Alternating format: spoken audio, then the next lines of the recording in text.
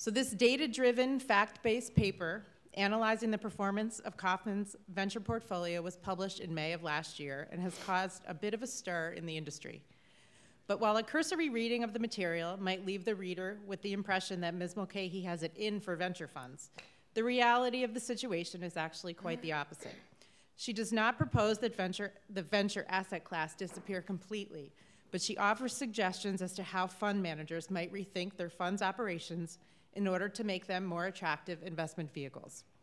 She is currently the director of private equity at the Kauffman Foundation, where she manages the foundation's portfolio of private equity and venture capital investments. She brings investment expertise to this position, having spent 10 years investing in the early stage companies, at Bessemer Ventures and American Century Ventures. She holds 2 degrees from Harvard. She's an adjunct faculty member at Babson, where she teaches a class called the, quote, gig economy, unquote, and is a dual US and Irish citizen. Please join me in welcoming Diane Mulcahy.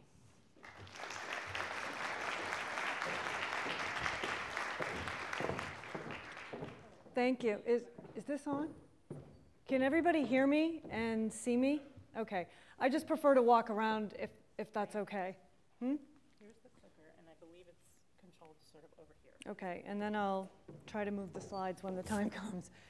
So thank you for having me. This is exciting to be here. This is my first time in Ohio, so this is it, I guess, for me. So the last panel talked a little bit about the story of business, and I'm going to tell you 2 other stories. One is the story of this report, so how we wrote it and why, what we were thinking when we wrote it, and what we ended up thinking after we wrote it.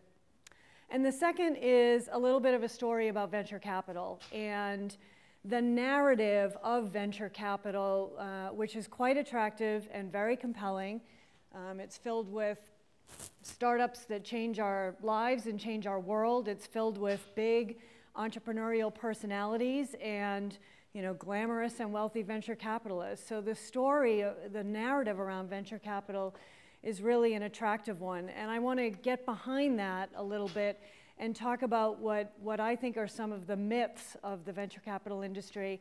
And I'm going to use some of the data from our paper to challenge some of those. So I'll start with the story of this report. And this report was a 10-month effort, and we analyzed the Kauffman venture capital portfolio, which is unusually, I would say, broad in that we have invested in over 100 venture capital funds for over 20 years. So we have quite a rich data set, which I think is unusual among investors. I interviewed about 30 limited partners and VCs, some of whom we invest with and in, and some of whom we don't. And we did a lot of academic research as well to kind of come up to speed on what the literature was saying. So it was a big undertaking. The reason that we wrote this paper, and people ask me this all the time, and they ask it in very different ways. Reporters call and they're like, so why did you guys write this paper, in a very curious way? And I have other, LPs who come up to me and like wave the finger at me like, why did you write this? My trustees are asking all kinds of awkward questions. And then I have VCs who call me and say, I don't know why you wrote this, but thank you, or I don't know why you wrote this and I hate you. So my response is either you're welcome or I'm sorry. So, but really we wrote this for 3 reasons. The first is I joined the foundation about 3 years ago, and I came in to manage the private equity and VC portfolio. And I had been a VC, and so I thought I knew the industry pretty well. And when I came in, I looked at the portfolio and the returns, and I was quite frankly surprised because the returns for the Kauffman portfolio had not been that strong. And when I looked at the portfolio, I saw many of the venture capital firms that I recognized and that I perceived as being top firms, as having strong brands, and of having, kind of a top place in the market. So I was surprised that the returns weren't better and wanted to delve into that. The second reason is there was this perception and this sort of chatter and discussion in the industry that the venture capital model was broken. And the Kauffman Foundation, for those of you who aren't familiar with it, is the foundation of entrepreneurship. So it falls squarely within our remit to look at something like the venture capital model is broken as an assertion because it affects the entrepreneurial ecosystem. So we wanted to sort of delve into that and see if we could add anything to the discussion going on in the industry. The third reason is when I came to the foundation, I was moving to the investor side, investing in VC firms. And I brought with me a set of skills, which many of you in this room have, doing due diligence on companies, right? So I'm used to, as the panel before me just did, asking detailed questions about the financials, about markets, you know, every single piece of the business. When I brought those same skills and approach to investing in VC firms, it was a disaster. So I would sit down with GPs and ask them about the details of their fund economics and their firms and how everything worked. And I just got an enormous stone wall of resistance. And that seemed very odd to me, and I wanted to look into that. So with that rationale in mind, when we started writing this, we kind of went into the paper thinking, okay, our ingoing hypothesis is that there is something wrong with the venture capital industry, right? It's not performing well, and there are some strange dynamics going on. Ultimately, after the 10 months of writing and analysis and interviewing, we came out with a very different conclusion, which is that the venture capital industry is just fine. Venture capitalists are, in fact, great capitalists. They sell what the market will buy, and they charge what the market will pay. They're doing their job with no problem. The issue really is on my side of the table with the investors. What we found is limited partners continue to invest in underperforming VC firms with black box economics and on frequently misaligned terms, and that was the real problem in the industry. And so much of the paper is focused on helping limited partners and their investment committees think about ways to be different investors in venture capital. What I'd like to do is show you some of the data that we put together on VC and challenge some of the common narratives in the industry. So the first myth that I'd like to challenge is this idea that VC generates great returns. And you know, the industry data is very clear. So if you look, you can see the median and the mean returns have been poor since the late 1990s. So for over a decade, through several different market cycles, VC has failed to generate a venture capital rate of return, which for most people is somewhere around a 20% IRR or a 2x plus net return, right, a multiple.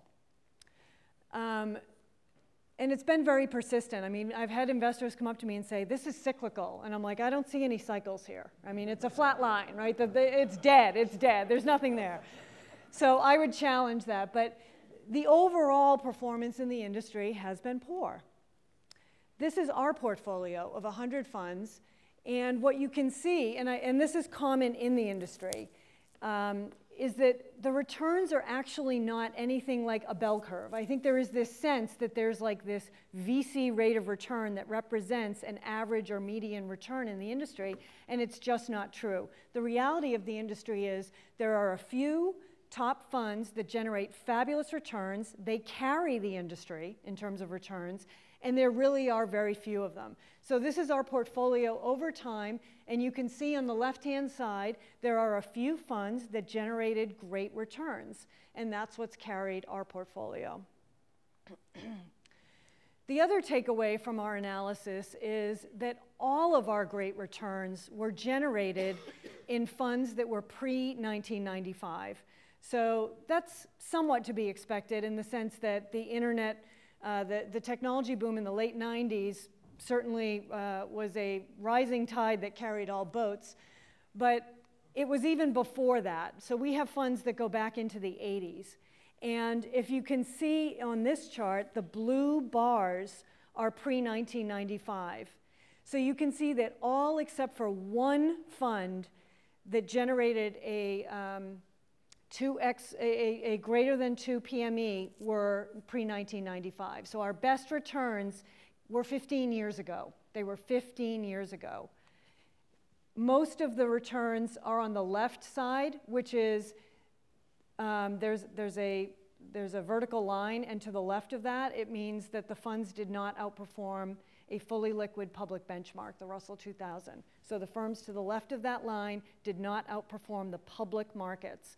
So we took on, illiquidity, we paid all these fees, and we didn't even outperform the public markets. So performance is a real issue. The second myth we looked at is this idea that big funds are better. I mean, we've all read the industry papers. We all know that, NEA just raised a big fund, $2.5 billion. Battery Ventures in Boston just raised $900 million. Andreessen Horowitz just raised $1.5 billion, right? So there's this attraction and this brand around larger funds. What we found is, actually, those funds don't generate any returns that are interesting. We had no funds that were bigger than 500 million in fund size that generated a venture rate of return.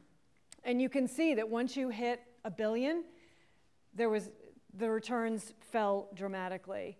And here we're looking at, I just broke it out a little bit more in detail. So you can see that as the fund size gets smaller, there are more funds that generate greater returns. And I know that's probably welcome news to people here in the Midwest, where smaller fund sizes are the norm. Now, I can't guarantee that a smaller fund generates great returns, but certainly your odds are, statistically a lot better. And in the paper, we talk about Silicon Valley Bank did a much larger study and looked at 800 venture capital firms, and they found the same basic result, which is once you start getting to fund sizes over about 250 million, performance starts to degrade. So here's an example of NEA, right, which just raised a $2.5 billion fund. And I'm not talking out of school. These returns are publicly available on the CalSTRS website. CalSTRS is a FOIA investor, so they have to report returns. These numbers are probably approximately right. I wouldn't count on them completely. But what you can see is that NEA, like many of the funds in our portfolio that I just talked about a couple of slides ago, hasn't had a good fund since the late 1990s. They haven't had a fund that generated a venture rate of return. So you have 2 funds with negative IRRs, 2 other funds with single-digit IRRs, and then you're into 2006 and 2009, the returns look a little bit better, but guess what? Those funds are mostly unrealized. So those are carrying values. Those may or may not be the ultimate values that the firms are able to exit at. So NEA is somehow, and I'm just using them as an example, there are many others, I'm not trying to pick on them, but the question is, how are they able to continue to raise funds on this kind of performance? It's a real question. The third myth that we found and explored in our paper was this myth of the J-curve. So for those of you not familiar with it, the J-curve is kind of a very well-accepted concept in venture capital that it basically illustrates the shape of returns. If you look at the green line, you can see how it sort of looks like a J. And what it illustrates is in the early years, the theory goes, a VC firm is going to show a negative IRR, a negative return, because they're drawing fees, they're making investments, they're writing off early lemon investments, and only over time do they start to realize value in the companies, realize exits in the companies, and start to generate a positive return. That's how the theory goes. What we found when we analyzed our portfolio of 100 firms is that the shape of the curve looks very different. We call it an N curve, and it's represented by the blue and red lines. What that shows is that in the earliest years of a fund's life, the IRR is actually positive and often very high. That vertical purple line is the median time to the first call of the next fund. median time to the first call of the next fund. What that means is, coincidentally, IRR peaks right before their next fund closes, which means it's in the fundraising period. So I don't want to sound cynical, I'm just pointing out what the data says. So we challenge this myth of the J-curve, and there are a lot of FOIA clients in particular, Freedom of Information Act investors, that use the J-curve as an excuse not to publish or talk about VC returns. And we would challenge that as an argument. I didn't want to get too dense, but I wanted to give you a sense of the actual data just to show you how extreme it is. So what you can see here, I took several funds from a variety of vintage years. This is not a phenomenon that's isolated in time. And the third column is the peak IRR. So over the fund's life, what was the highest IRR they reported? And then the month. So you can see that there are many funds that report their best returns excuse me, on an unrealized basis within the first 3 years, where the J-curve says that the returns are supposed to be negative. Then you look at the final IRR, right? Where are they at the end of their fund life? And the PME, if you haven't read the paper, the PME is a public market equivalent. We look at how would we have done if we put the same money in a public benchmark. A 1 means you perform at the public benchmark. Greater than 1, you outperformed it. Less than 1, you underperformed it. So all of these funds underperformed a fully liquid, low-cost public index, and yet in the beginning, it looked like they were doing fabulous. So we challenge this idea that early fund returns make any difference or are at all predictive. Myth number 4, VCs are paid for generating great returns. Well, we know there's a flaw there because we saw what kind of returns VCs generate. So if they're getting paid for that, too bad for them. But we know that that's not true. This gives you an example of a relatively small fund and the management fee stream assuming a market standard of 2% fee charged on committed capital. This is meant to illustrate the cumulative effects of the fee stream over the life of a VC firm and how it quickly adds up. It also gives you a sense, I mean, these funds are not that big, relatively speaking, in the industry. Maybe they're big for this region. But imagine if these funds were, 900, a billion, 1.5 billion, right? You start to see where there are significant incentives for firms to raise large funds because the fee stream is a guaranteed source of income that allows VCs to lock in compensation regardless of their investment performance. This is a big problem in the industry. It's very misaligning because as an investor, I'm investing in a VC firm that says they're going to generate great returns. That's what I want. But yet I'm not paying them that way. I'm paying them actually to raise big funds. So this is a very misaligning issue within the industry. So what's changed since this report has come out? This is an interesting slide. What I will tell you is VCs get it. VCs, as I said, are very good capitalists. Somebody sent this to us. It comes from a pitch deck from a VC firm.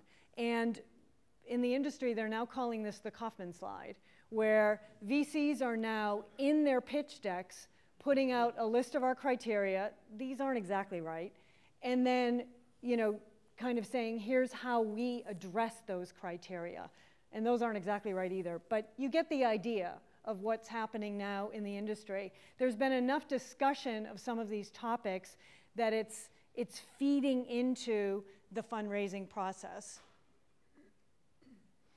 So when I give talks like this to investors, to LPs, and when I write articles about it, the things that I tell them is, look, the biggest takeaways from this report are when you're looking at investing in a venture capital fund, think about performance, think about transparency into the firm economics, and the alignment of how the VCs are being paid over the life of the fund, and think about fees versus carry.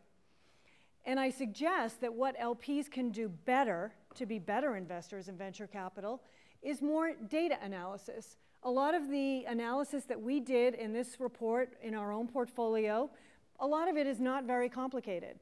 And it's actually quite simple for other investors to do and get a sense of what their real performance is in their portfolio. And do more due diligence, right? Ask the questions that are more similar to how you guys do due diligence when you look at companies, and get a better understanding of the firm's operations, economics, team, etc. And the final thing I say is to pay attention to the conversation, because what I've noticed since I've started having these deeper conversations with VC firms is they go one of two ways. One way is, you know, I have a great conversation. So the VC firm is thrilled to talk about their firm and share the economics and discuss all of these topics around performance and pay, and that's great. It sets the stage for a real partnership. The other way the conversation goes is terribly, and I've had several, you know, extraordinarily awkward, difficult conversations sitting down with a senior partner who is apoplectic at being asked about the details of their firm's operations and economics. And that sends a signal. I mean, I don't really need much more information than that in terms of how they're going to approach our partner relationship. So paying attention to the conversation is also something I would recommend. The reaction to this report has been emotional and strong and mixed. And I'll just give you kind of a sense of that. From VCs in particular, it's actually been, it's kind of bifurcated, right? So on the one hand, you have VCs that are what I call the VC 2.0s.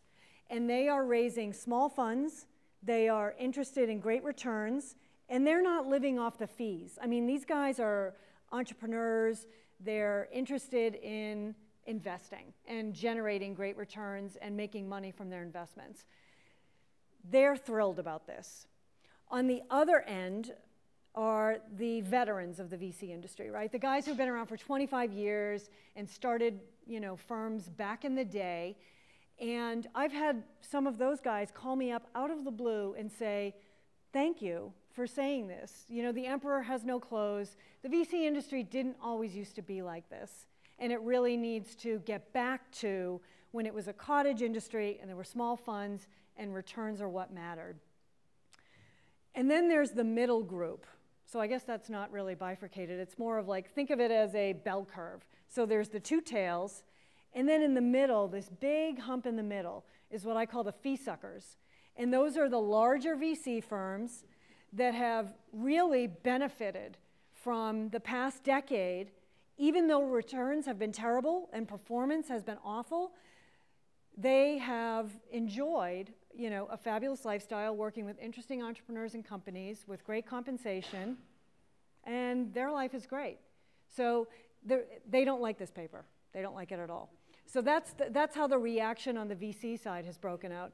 On the LP side, it really has gone into two camps. So there's, you know, a group of LPs that are very like-minded and that get this and that say, yes, we need to do a better job, we need to be more rigorous, we need to do more due diligence.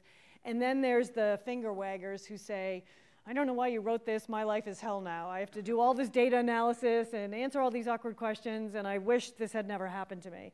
So I'd like to open it up and take some questions about whatever anybody is interested in. And I just want to put up my email address to the extent that people are interested in continuing the conversation after this conference. I know we don't have a ton of time. I also just want to let you know, if you don't, that the paper is actually easily available online to download.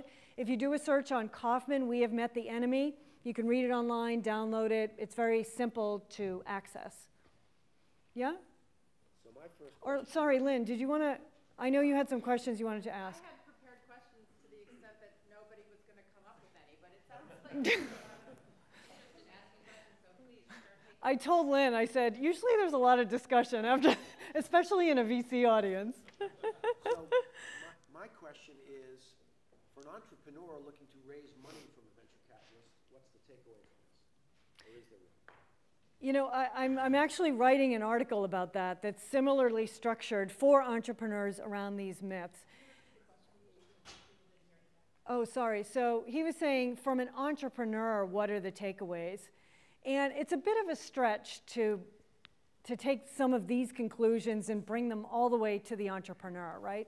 I guess what I would say most simply and most obviously is, you know, a number of reporters have said to me, you're the foundation of entrepreneurship. Why are you writing a report like this? Do you want to kill venture capital? And the answer is no.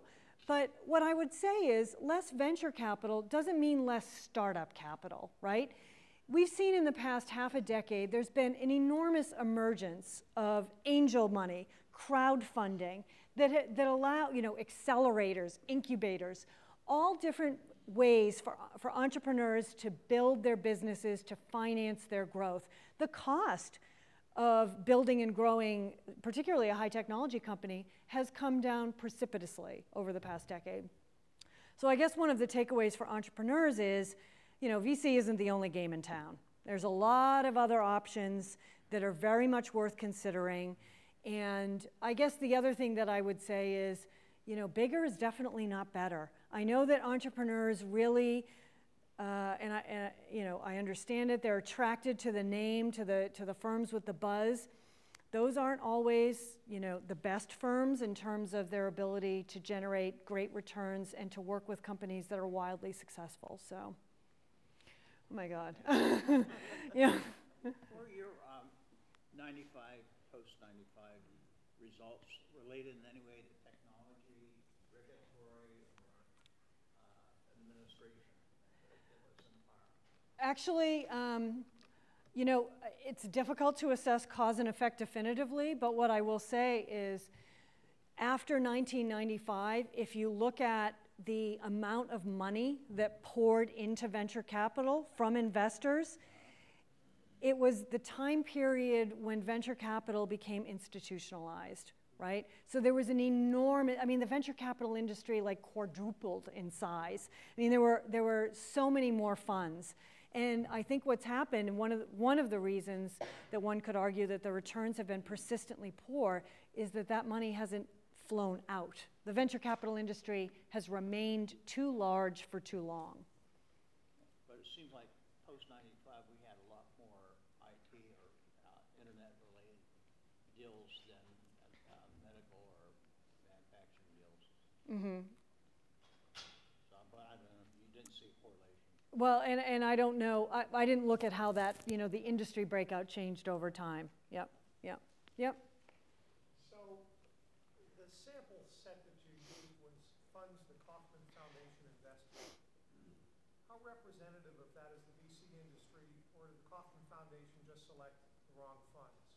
No, I mean, look, I think it's an excellent and valid question. And in the paper, we go into a little bit more detail about this, but we try to address that question because so there's enormous opacity in this industry, and because we have confidentiality agreements with our venture firms, we actually couldn't name the funds that we're invested in. So we couldn't have an appendix or, you know, that performance chart I showed you, we can't tell you who's who.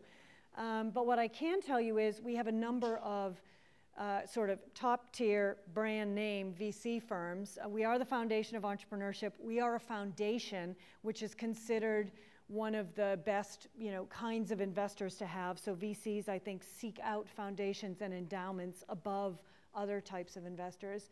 And we include a chart in there because we benchmark our performance against our peers, and Cambridge Associates has ranked us as a top quartile investor. So to the extent that answers your question, that's probably the best that I can do.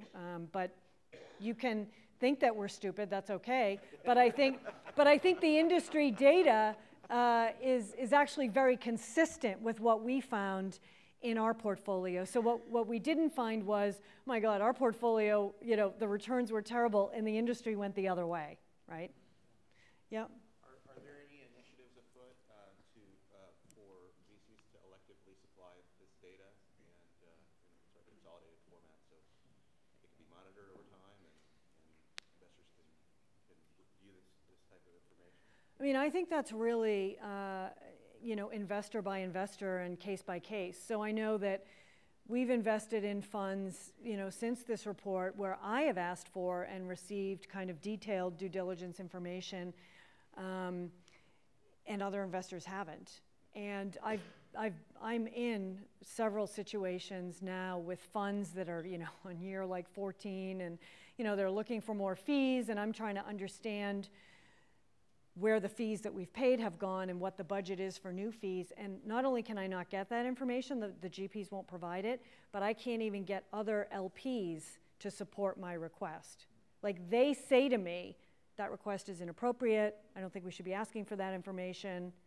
So, but is the, meet the enemy. But as the foundation of entrepreneurship, is that something that you would ever consider? Consult, you know, providing, you know, being the collector of that type of data? Not if they want to get into the other funds. No. I mean, all of this data is entirely confidential. I mean, there's, yeah, I mean, it only goes from the VC firm to their investors. So we could never be like a third-party clearinghouse if that's. There's a startup in Boston that's addressing this issue. Yeah. And they're in beta now. They have about 100 managers that have voluntarily provided their information to them. And they're taking it to LPs on a consolidated basis to do that. Anybody who's interested in it, I'll talk with you about it offline. Are you talking about Bison? Yes, I am. Yeah, I live in Boston. Yep. Hi, Diane. Thank you for coming. I'm a Kauffman facilitator for new ventures. So I've been there a couple of times. How has this study changed your investment process? Well, it's changed it quite a bit. I mean, you know, in the report, what we conclude is, you know, for LPs, what we conclude is, look, venture capital is not going away. We're not trying to kill it. It's always going to be an important part of the entrepreneurial financing ecosystem. But what LPs like us can do to become better investors in VC is become more selective investors. And so we have decided that our venture capital portfolio is likely going to be more on the order of 5 to 10 funds going forward, because if we're really going to make performance a top criteria, and in venture there is academic data that shows that prior performance is in fact somewhat predictive of future performance, then, you know, there are only going to be a small number of funds that are going to meet our criteria anyways. So now we look very carefully at performance. 90% of the time that ends the conversation. And then transparency and alignment is also really important. That doesn't mean if there was a fund that sort of, and we have these in our portfolio, that consistently generated rock star returns, if they said, you know, we're not comfortable sharing this information, we will stand down. But honestly, most of those funds are smaller, and you don't have as many issues with smaller funds. Easier decision. It's an easier decision. Yeah. Yep. First, welcome to Ohio. Thank you. To Lake Erie, the origin of the "we have met the enemy" quote. Who knew? And so in a broad sense, how does all of this ultimately lead to more creation of jobs? I'm not sure that was the intent, but what do you mean? More creation of VC jobs? No. Stepping back, investing and in venture capital are a means to an end. Starting up businesses, ultimately creating jobs. How does this report foster Well, I that? mean, okay, so at the very highest level, right, sort of ideally, what we would argue is that there's a misallocation of capital, right? So VC is perhaps getting too much of the entrepreneurial financing. And maybe what this means is that there's a lot more money, because this is unsustainable. You can't have an investment class in which persistently underperforms and yet survives over long periods of time, right? So something has to change for VC to be sustainable in the long term. And, you know, I think the idea is to point out, okay, there are things wrong in the VC industry that need to change, and there's also a lot of other opportunities for young companies to obtain financing. So I'm not sure that's getting at your question, but the idea— It's a catalyst for change. Yeah, the idea is to not, the idea was not to make less entrepreneurial finance available, right? It's to reallocate it in ways that make sense. This venture capital has to generate returns in order to survive. It just does, right? It's an investment class. Yeah? Maybe one conclusion you could draw is that instead of high net worth individuals who don't have the same kind of clout that you do with these VCs, instead of them putting all money into venture funds, they should maybe look at other ways to support entrepreneurial ventures, angel investing perhaps. Mm-hmm. You mean have other institutional investors? Or maybe non-institutional, or maybe just loose, loose cooperation among groups of angels to make investments without fees being the driver. Yeah. Well, the Kauffman Foundation, we occasionally do small direct investments. We're an investor in an online platform called AngelList. Are people familiar with AngelList? Yeah. So, I mean, I think that's one way, and VCs use that platform quite a bit. So it's both angels and VCs, but that's an interesting innovation in the industry that allows entrepreneurs to find financing in ways that they never could have before. It sort of disintermediates the entire process. So we view that as quite disruptive and innovative within the industry. I mean, the other interesting point I'll make is, it's so ironic that VC is this industry of innovation, right? It finances innovation and sponsors entrepreneurs, yet it itself is not at all innovative. Like when we looked back over the history of our VC firms, it's like exactly the same as it was 25 years ago. The funds are structured the same on a 10-year life.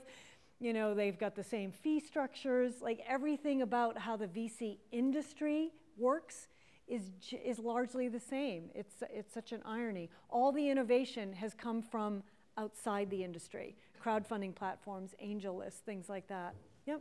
When you talk about alignment, are you suggesting that when you are looking to invest, you are asking that the fee load be less? And if you are you entertaining then a more generous division of the pie for the VC? So I'll answer that question in two parts. The first part is one of the things that we look for very carefully now is the GP commitment into the fund, which is an enormous signal of alignment. Do you have a threshold? Well, what we look for is 5 to 10% investment in the fund. The market standard is 1%, right? Which is, for a lot of the funds that we invest in, is not even material to the GPs. And a lot of times it's not even paid as cash. It's in the form of a waiver. There are all kinds of ways to get around it. So we have fun, and I get a lot of questions on this because people are like, well, then you're restricting it to only investing in VC firms that are run by rich guys. No, that's not true. What we're trying to get at, it's less about the number than about the alignment. So if it's not 5%, it just means we have a conversation that says, what is the number that you're putting in? And it means we get a little bit into personal balance sheets and understanding how meaningful is the commitment from each partner to the fund. How meaningful is it to their personal situation? I'll give you an example. We have a small buyout fund in Europe that has performed phenomenally well. But they have, they've gone through a succession, they have a younger team, and they have a number of new partners. And they just they haven't generated the investment returns and the carry and been there long enough to put 5% even in. So they're probably at around 2.4%, but that's okay with us because it's the amount of money everybody has in is very meaningful, and we feel really comfortable about that. To your other question about the fee and the carry, in theory, what we've said is we would be very open to a budget-based fee and a sliding scale carry. It makes much more sense to pay VCs very little on the fixed fee and pay them more when they perform well, okay? In practice, what's happened is we end up investing usually in small funds where a 2% on committed capital fee is actually, you know, you can quibble, but it's generally appropriate without people making a lot of personal compensation from the fee stream. So by virtue of investing in smaller funds, that problem has, we haven't had to actually get down and dirty on those kinds of negotiations. That's what I'll say. But in theory, that's what we would Can we just suggest. take one more question if there's anybody left? Okay, right here. One more. Yep. My understanding, I do some stuff for the North Coast Angel Fund and the Ohio Tech Angel Fund. Our problem that we're having with our companies is there's a gap. The VCs are moving away from the earlier stage investments. So we're having problems getting follow-on funding. I think Jumpstart's probably experienced that. And I wonder if you have any comments on that. Personally, I have a lot of problems with crowdfunding. But anyway, any comment? I hate to see our good companies run out of money. Well, I think that they're calling that the Series A crunch, right? Is that what you're talking about? Where they get early angel financing, and then when they need to do kind of a decent size round, they're actually, there are too many companies kind of at that point and not enough VCs doing smaller. Yeah, and I think part of that problem is what we discussed earlier, which is that a lot of the VC firms, I mean, if you look at the money raised in 2012, I think half of it was like three funds. You know, the funds are getting so big that the VCs that are active in raising money, they actually can't do those small size deals. And so part of it is there's a sizing issue within the industry. But I have heard about this Series A crunch. I haven't looked at any data or, you know, have a sense of how real or true it is, but I do know that that's a perception in Silicon Valley and on the East Coast as well. That it's Cleveland, we'd be happy if it was a Series A crunch. Series seed crunch. Series seed, seed crunch, okay. Great, thank you so much, Diane, for sharing your thoughts with us.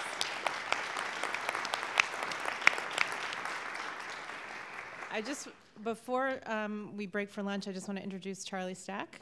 I think he's going to give us a little bit of a commercial for what he's doing these days. That's not entirely true. Okay. Yeah, this is partly for the OVA. So I have three things real quickly before you leave. Yes, thank you. First of all, this is the best OVA summit I've been to, so a hand for all the people that put it on. And I've been to a bunch of them. April 12th, the next OVA meeting, Union Club Beju Shah from Biomotive will be presenting. That's April 12th, mark your calendar. And June 14th, the Venture of the Year Awards, nominations for which are being taken now. Go online at theohioventure.org for the nomination form. Diane, I want to think that was just spectacular. That was easily one of the best things we've had here, I think. I am Charles Stack from Flash Starts. This is the commercial. You can leave in just a second. I'm here to introduce lunch, which is next door. I'm sure you'll enjoy it. Flash Starts is building 10 great companies. This summer, if you want to participate in helping us build those companies, either as an entrepreneur, as a mentor, as an intern, as an apprentice, or as an investor, you can come and visit us at the Flash Starts table outside.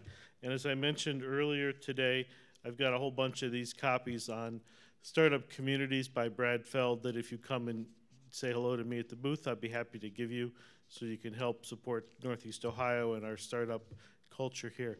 With that, enjoy lunch. Thank you.